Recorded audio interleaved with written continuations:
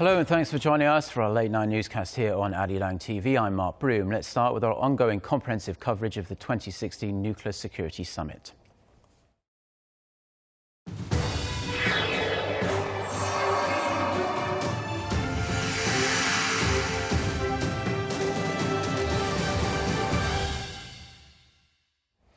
So we begin with the Nuclear Security Summit in Washington. The summit, the fourth and final of its kind, has come to a close with the 52 participating countries pledging to continue efforts to bolster nuclear security in the face of global threats. South Korea, which hosted the 2012 summit, has vowed to take on an even greater role in continuing that legacy in the future. Song Ji-son starts us off.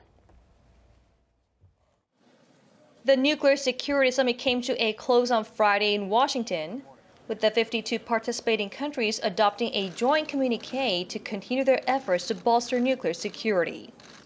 The plenary session of this year's Nuclear Security Summit was aimed at achieving tangible improvements in nuclear security behavior and strengthening the global nuclear security architecture.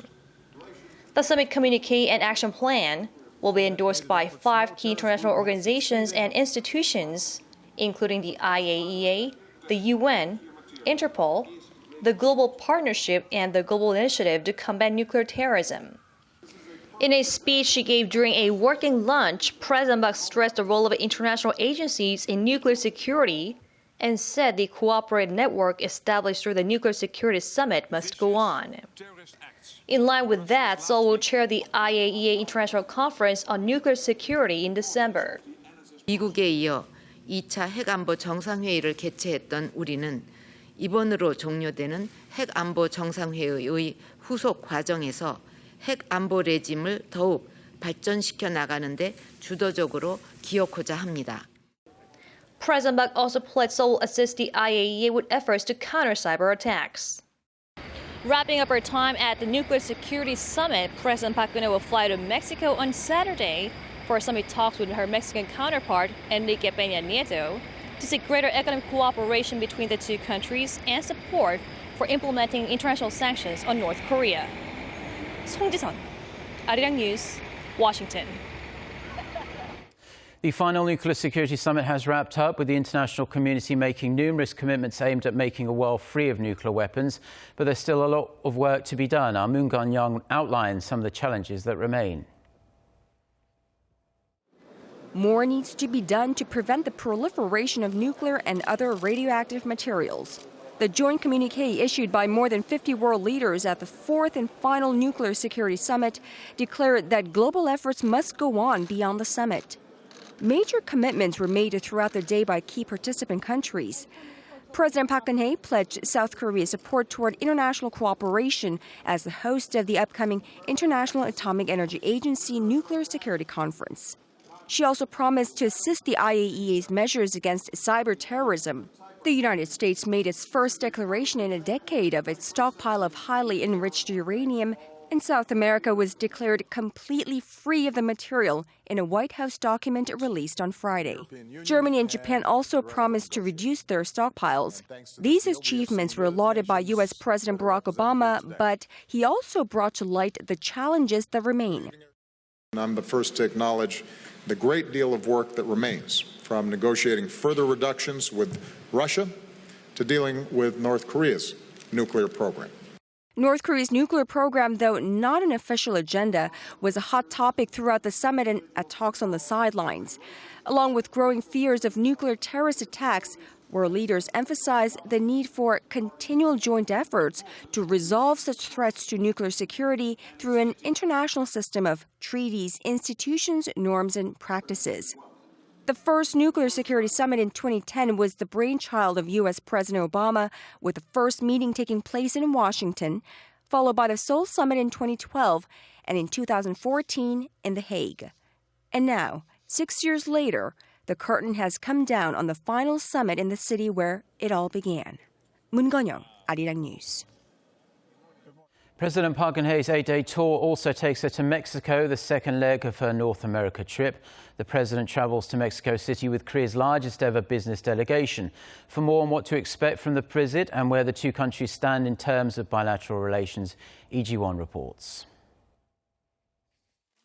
President Park is to visit Mexico to boost economic cooperation between the two countries. At the invitation of her Mexican counterpart, Enrique Peña Nieto, President Park and 145 representatives from more than 140 Korean firms and business entities will be visiting the country on Saturday local time and stay for 4 days. On Monday, the two leaders will hold a summit talk to discuss ways to boost economic, political, and cultural cooperation between Korea and Mexico. They will mainly focus on expanding trade and investment to create a complementary trade relationship. In 2015, Korea exported around $10.8 billion to Mexico, which makes almost 2% of Korea's total exports. Korea also imported nearly $3.5 billion from Mexico, ranking 8th among Mexico's top import partners. The two countries' trade and business ties have grown significantly in the past 10 years, with Mexico's imports of Korean goods growing by 161% and Mexico's exports to Korea growing eightfold as well. Ahead of President Park's departure, the senior presidential secretary for economic affairs emphasized the importance of Korea's economic cooperation with Mexico, not just for its market size, but also for its location, as Mexico connects geopolitically North America with Central and South Americas. Korean firms may expand its opportunities to use Mexico as export outposts to make inroads into the U.S. and Latin American markets. 이지원, 아리랑 뉴스.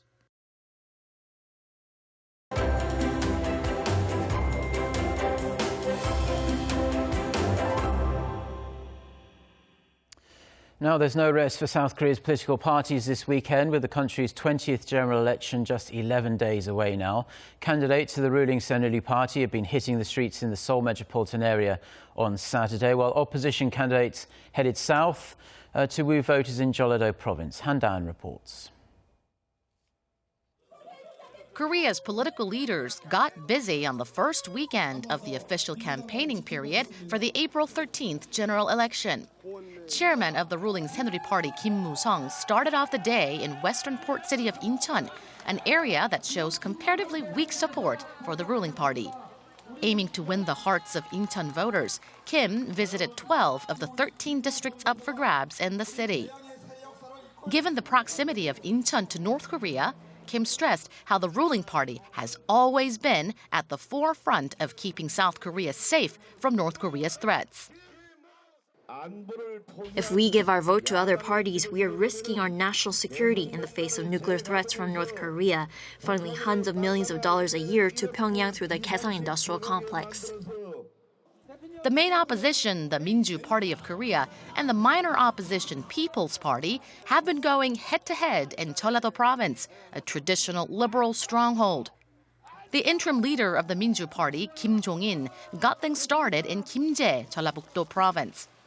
Saying the Park administration was to blame for the nation's current economic woes, Kim went all out to cement support from the liberal home ground. The April 13th general election represents a crossroads for the Korean economy, which has already faced 5 years of recession. A regrettable choice in this election could bring us decades more hardship. The co-chairman of the minor opposition People's Party, An Cheol-soo, brushed Jeollado province top down. Citing the ruling party's falling approval ratings, An reiterated the need to smash Korea's current two-party system. We will be the light for those disillusioned with the ruling Saenuri Party. Those who have escaped after losing hope will make sure to bring the ruling party's support rate below 30%. The leaders of all three parties are campaigning around the clock, and they look set to continue throughout the weekend and beyond. Han Dan, Arirang News.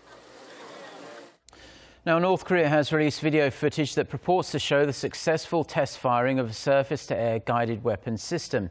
Experts presume the North fired the KN-06 missile, dubbed the Patriot missile of Pyongyang, that has a target range of 100 to 150 kilometers. Professor Park Hee-rak from Gugmin University Graduate School of Politics and Leadership tells us the new missile would be a significant threat to South Korean aircraft if there was a large-scale conflict on the peninsula. Yes, judging from the picture, I believe that North Korea succeeded to launch their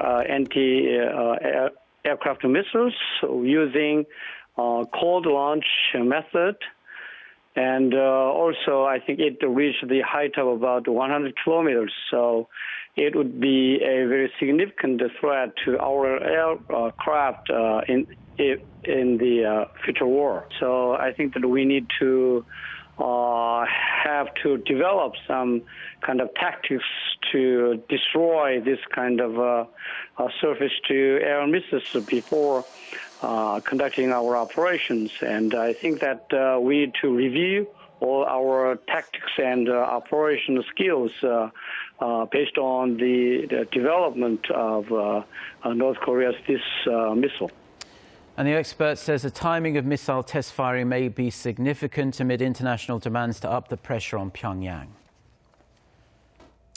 Now, the European Union is stepping up pressure on North Korea by slapping more sanctions on the regime. It's even slashing humanitarian aid as there are concerns the funds are funneled into Pyongyang's nuclear missile programs. Kim Ji-yeon reports. The European Union has slapped more sanctions on North Korea, blacklisting a state-run insurance company and its branches in Germany and Britain. In comments made through its official journal, the EU said the Korean National Insurance Corporation, which is believed to be linked to North Korea's Workers' Party of Korea, is funneling foreign exchange revenue into party funds used for the country's nuclear and missile programs. The move comes on the heels of the EU's extension of previous sanctions that came into effect on Friday that include additional export and import bans on goods that are linked to the North Korean military.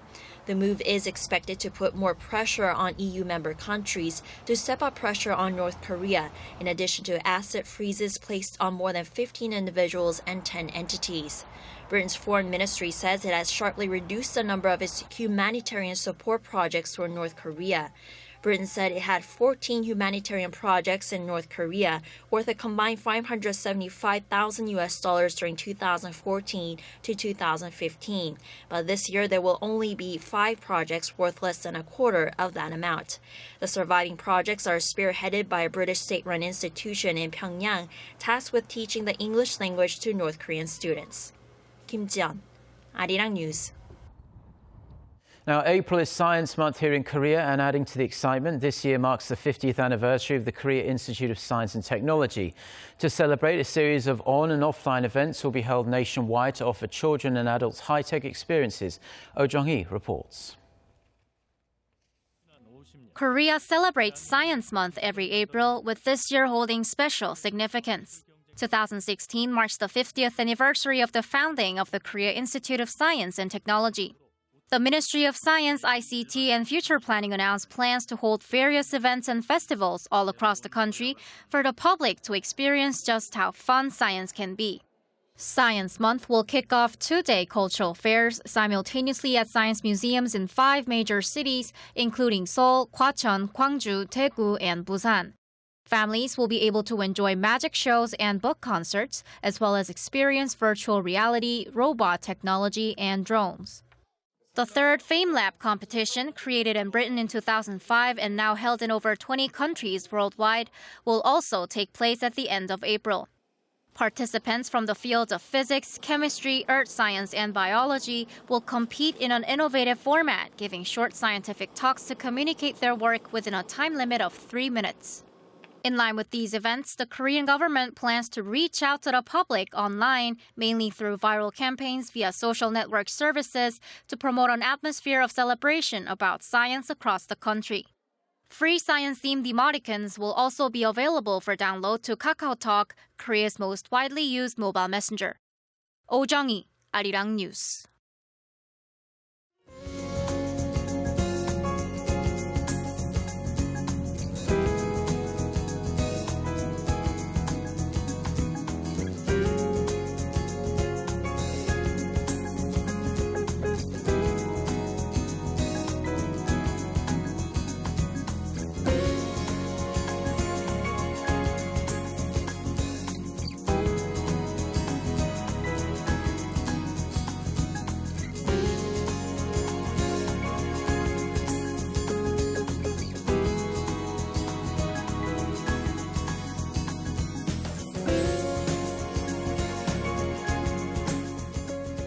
Well, those are stories we have for you at this hour. For more of the latest, don't forget to check out the website arirang.com/news. Do enjoy the rest of the weekend. Goodbye.